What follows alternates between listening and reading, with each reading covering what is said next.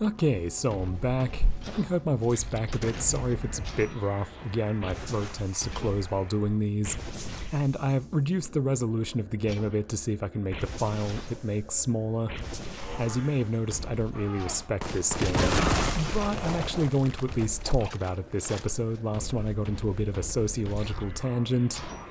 The too long didn't watch of that is that I think this game basically exists as a kind of cheat and consolation for people who don't like and haven't played the old shooting games but feel like they should have. You can feel like you're down with it, you know what that kind of game is, you're hardcore and could have been just like those hardcore Doom and Quake players who are totally real and not lame spazzes who have always had retarded opinions on video games. No, they're cool people and you're one of them if you play this game. But anyway, I should talk about the game itself and why I hate it. So I was talking about Halo. Halo feels very physical, very three-dimensional. This does not. It uses sprites in a very cheap way, I think, basically to make a half-assed game. The pseudo three-dimensionality, which games like Doom did, and Blood, that was never really a feature. That was something to be gotten away from as soon as possible. Nobody stuck with it because stylistically, there's not really much that it empowers you to do over 3D. It's very much, it's just not really an artist's choice. And look at this, is this really anything interesting that's going on right now? A very dear friend of mine who I played this with, we were streaming it and just talking over it. He described this game as a Charles Whitmore simulator. If you don't know, he's the man who climbed up the tower in America and tried to keep it away from it. The idea is not that I feel like Charles Whitmore right now because I am a deaf god committing gratuitous acts of violence.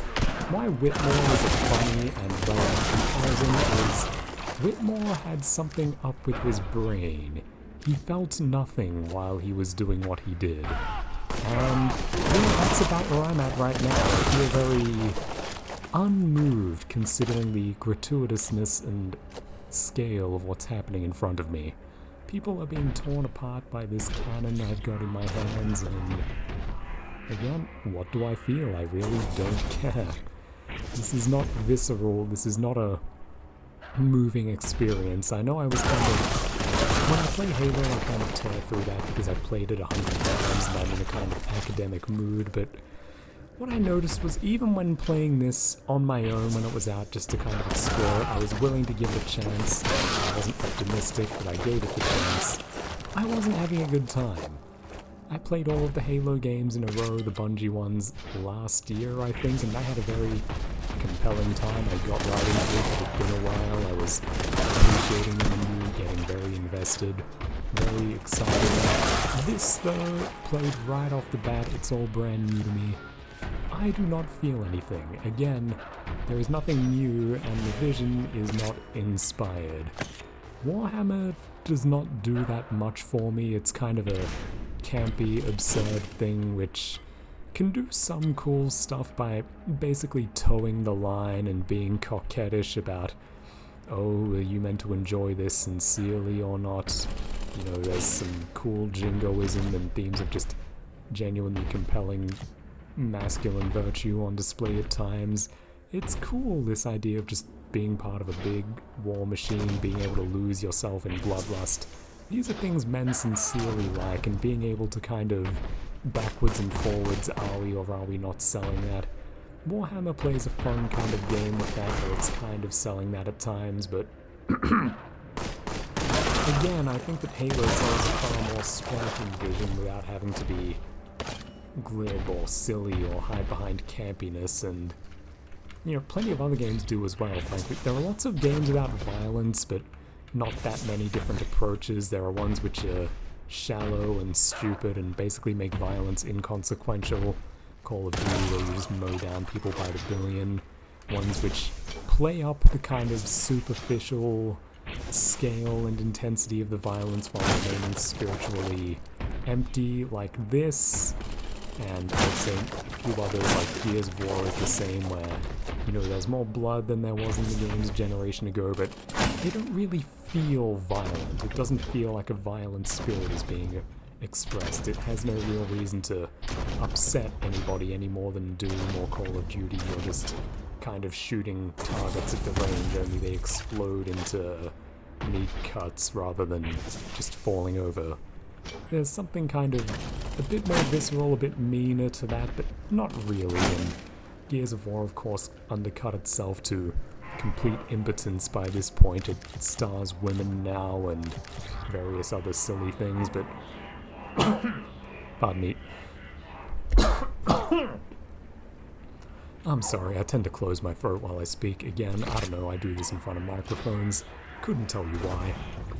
But where was I going? Yes, the kind of spirit of the violence. There is the kind of flat Charles Whitmore experience. You shoot the targets and they fall down, they're shaped like people. The kind of lame, spiritually afraid of violence but compensating for it with scale like this. And then there is genuinely spiritually violent games which are more or less leaning into the physicality of bodies being torn apart and such. Some games I consider spiritually violent would be Killer 7, Manhunt, Kane and Lynch, and of course Brutal Doom, which inspired this. Again, if I could be bothered editing, maybe I will one day. I would run some side-by-sides, but here's something I can actually do with the fact that I'm recording a game and I won't just vlog at you. I can do something relevant in one moment. Let me find a nice weak enemy to demonstrate this on while I explain. Brutal Doom was a game made, a mod for the original Doom if you don't know. It looks like Doom, but does lots of very interesting things within it. It's still pseudo three-dimensional sprites and so on, but their animations and what you can do with them are far more elaborate to the point where you're doing things like blowing limbs off of monsters and that kind of stuff. Their bodies are being torn apart if you keep shooting them after they die. Really selling an extreme degree of violence, and this is basically that, but a full-priced game, and like 10 years later, and it doesn't really feel like it could have existed if it weren't for Brutal Doom to imitate it, because, again, kind of it's a game which is made on inertia rather than spirit. If the thing didn't exist, the people who made this wouldn't be capable of inventing it, the original thing.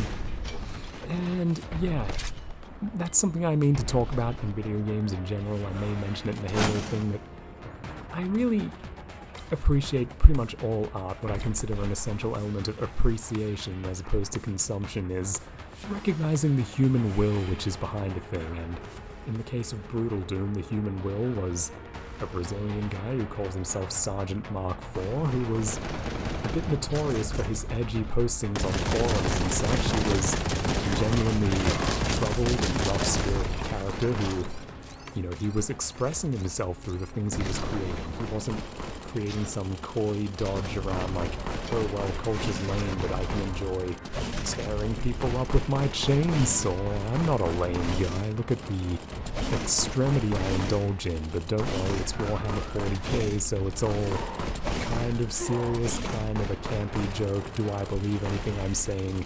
It doesn't matter, so effectively no, there is no conviction behind it, but Brutal Doom guy, he was 100%. If you ask him, why can I blow people's limbs off with a shotgun in your game, he'll say, because it's awesome. I love violence.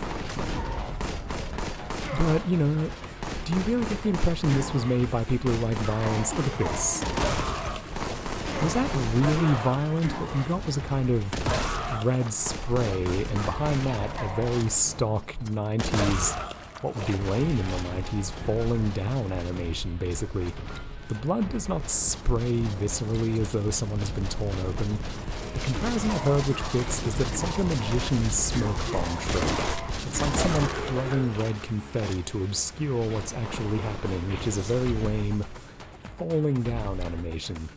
And again, games which were more advanced than this, spiritually as well as technically, have existed, even back then, in the age of the games this is claiming to be a throwback to. Blood is a good example of a game which has a sense of humor and it could be a bit funny, but it wasn't undercutting itself. When it wanted to be, it would sell very seriously this picture of extremity and severity and pain. It was very much a cruel game. It was trying to sell you this idea that you are playing as a cruel person. You are not a hero, and the things you are doing are hurting these virtual people, and you are meant to be enjoying that. Like, guys just kind of, when I shoot them in this, you'll see they just kind of, and they fall down. In blood, they scream. It's quite blood-pounding. It's very... Effort is gone to, that human touch is there, and what the human touch is saying is, do you feel the violence? This is violent stuff, this is cruel stuff. And if I'm kind of aware of the human presence behind this, I just picture like a British soy jack, more or less. I picture this guy who's just kind of like giggling if the question of violence comes up, someone who will not give you a straight answer or look you in the eye, just like the opposite of Sergeant Mark IV made this game, basically. It's all inertia and stolen valor. This is possible because the guy who was basically a Austrian painter and fan made a video game, and really more than just inspiring this, the doing reboots, all of that, it all exists because this one Brazilian guy, again, was holding some genuinely extreme, severe, and unorthodox beliefs, was expressing himself fully and shamelessly, and the thing which everyone loved so much, even if from a distance, even if not directly, or only through rip-offs and do-overs which kind of softened the edges down because they couldn't even bear to look straight at it for its intensity. And that vision which basically reanimated a style of video game, first-person shooter, or whatever you'll call it, the boomer shooter, maybe more specifically, it's all owed to him. Basically the direction that games about shooting people took, other than Counter-Strike and Call of Duty, just like Chinese self-esteem lottery where you just run around in a small box shooting other people online. Every game that isn't that owes an enormous debt to Sergeant Mark IV, and you know, the origin of that vision was not him having more money or having some abstract game design formula. He was the most unique and strong character attempting to make this kind of game, and he was true to himself. That's where the creative vision came from, and that's, again, to bring it back to Ludovici, it's why have games gotten boring? It's not because the techniques got too refined, it's because we don't have interesting people making them, and the interesting people who are there cannot be true to themselves. You want the proof, again. In Japan, eccentric people are allowed to be entirely themselves while making games. The results are, no matter how advanced their tools get, the work remains interesting. And in the West, an industry, or a genre is basically dead for lack of ideas that work. And then an eccentric from outside, the kind of guy who would be running an entire team in Japan on his own just because he feels like it, entirely and truly expresses himself and creates the most interesting thing that's happened in any of these games in years, and just sets the tone for decades, for like a decade to come, and he gets no credit for it. That's the kind of culture we are now. They're afraid of him, no credit, chewed out and slandered by people who like his work or derivatives of his work, but again, they can't even look straight at the real thing. Very much just a crisis of personality in these games, and to bring it back to why I despise this, I might sound abstract, I'm not showing it off too well. What is there to even show off is the issue. Where is the personality that you even take with you? This is like, this is a thing without character. If it had character for bad, I would be able to talk about it as it is more directly, but its real crime is that it's boring. I don't feel like anyone is being true to themselves in the realization of this thing. A personal image does emerge, as in all things, but that image is not interesting or flattering again. This is British soy jack who is afraid of violence, conviction, moral strength, anything which is the authentic root of a story about violence. He hates and fears all of it, so he creates this thing where he simultaneously indulges in it and distances himself from it. He has to destroy it even as he loves it and is irresistibly drawn to it. It is a game for the typical enslaved modern man. It is disgusting. This is a game for people who you know, they can't entirely turn their soul off, but it's a very weak pulse, and they can very easily just delude themselves with things. Is there too much else more to say? I really don't know. It's just a very absurd piece of work. But, you see here, I have no problem just tearing through it, not thinking about what I'm doing, feeling nothing, feel inspired to say very little, just how often can I repeat myself as being made by random people. I find, again, I find 40k not that interesting in the first place, and at its most interesting, it comes to life because it's handled by people who really basically should be making anything else, and they have the conviction to do the real things that inspired the kind of campy successor copy that this is. That's another feature they stole from Brutal Doom. In Brutal Doom, the Doom guy puts his middle finger up and he tells the monsters to go fuck themselves. Here, this guy, he's not so crass. This is a serious game and we have war, so our Space Marine man makes holy proclamations about his cause, his belief in himself, his faith, his piety, his justice, his righteous fury. But do you feel any of that, or is it pure camp? I mean, this is a game that's meant to be about... Well, again, it's the 40k camp problem of it's not really about anything, it's just one foot in a million different things half-heartedly because it believes in nothing.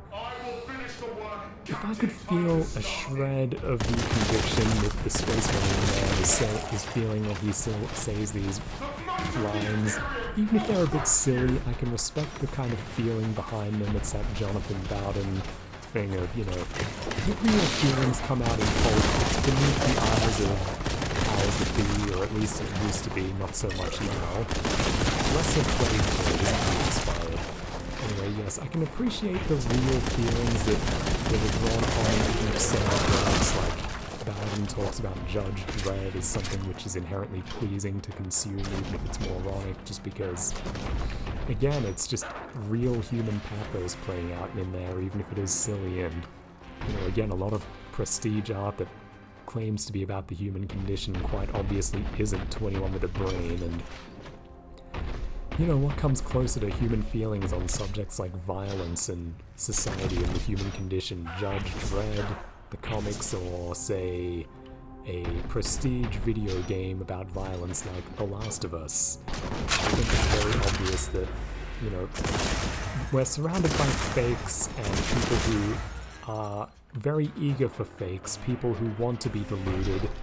And again, this is just another kind of The Last of Us situation where people want to be deluded. There's not much more that can be said for them, just weak people who, you know, reject their own desires even as they're drawn to them, and they just corrupt them for everybody as they follow this highly corrupt desire of theirs to eat their cake and have it. They denounce the source of all of their human drives. They basically denounce their humanity when they denounce violence and the inherent appeal of all of these things. Violence, discrimination, passion, just everything that this Space Marine man feels when I press T and he does another one of these. There is a part of every man, no matter how degenerated, who can get behind these sentiments, or this spirit of thought, basically, and this game is really, it feels like an insult to all of that. I am just not enjoying this, I'm not feeling this sincerely, and I don't think anyone does. It's just a very lazy piece of work. And, yeah, this is maybe not the best thing to show off like I was doing, because there's not too much I really want to show you within it. I'm basically just vlogging out loud while playing through it, but again, I enjoy thinking out loud, so I'm happy to have the opportunity to do this, and I might as well finish the level while I'm here and see if any interesting thoughts come to mind. But yeah, I think I've probably just reiterated upon some things that I've said a lot. What is wrong with modern works about violence? They don't believe it, and that's really all the difference. There's no inspiration, no power, no source of human passion. This is a passionless game which is made for passionless people, and the fact that it was something of a known success in our time is really not good. We should be concerned about that. But of course as well, because it's fake, it wasn't a lasting success. Again, people kind of lie to themselves, but they don't really do that so much. I think better lies will draw their attention, not these new ones, because novelty can palliate the dishonesty of all of this. They just keep cycling through idiocy to idiocy to idiocy, but what will last will be works like Brutal Doom. That is what lays the template for 10 years, and this will not. This will be forgotten. And that's 2 levels down. I managed to talk for that long about this piece of junk. Hope that wasn't too boring, maybe not the most inspired thing, but I just like the sound of my own voice. And speaking of, again, I don't actually like it too much right now. I feel a bit choked up, but thanks for bearing with me if you did, and I'll call it that.